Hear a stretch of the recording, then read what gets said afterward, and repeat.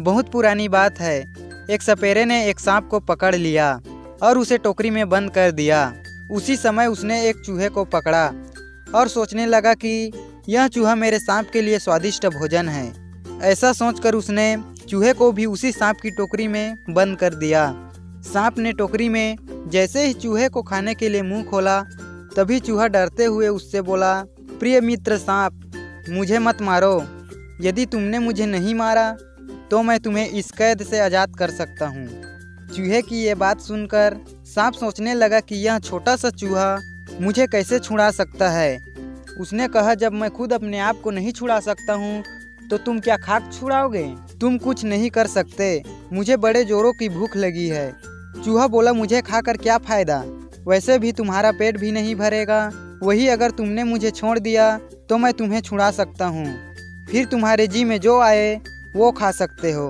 बड़े बड़े चूहे, स्वादिष्ट मेंढक, छिपकलियाँ। सांप सोचने लगा, इसकी बातों में तो दम है और वैसे भी मैं इसे बाद में भी खा सकता हूँ। सांप ने कहा, ठीक है, तो बताओ तुम मुझे किस तरह छुड़ा सकते हो? तुम जो बोल रहे हो अगर सच में वैसा हुआ तो मैं तुम्हें नहीं खाऊंगा। चूहा बोला, मैं तुम्हारे सर पर चढ़कर कुछ मंत्र पढ़ूंगा।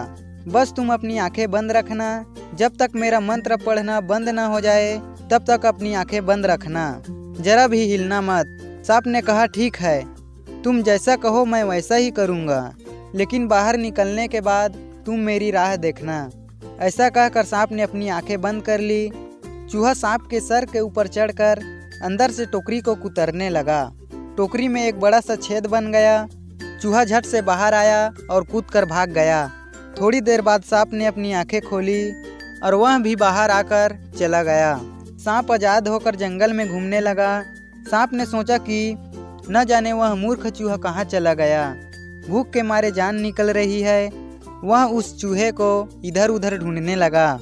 कुछ दिनों बाद सांप को उस चूहे का बिल दिखाई दिया। सांप मन में सोचा कि अच्छा, ये दगाबाज चूहा यहाँ है, ये मुझसे नहीं बच सकता।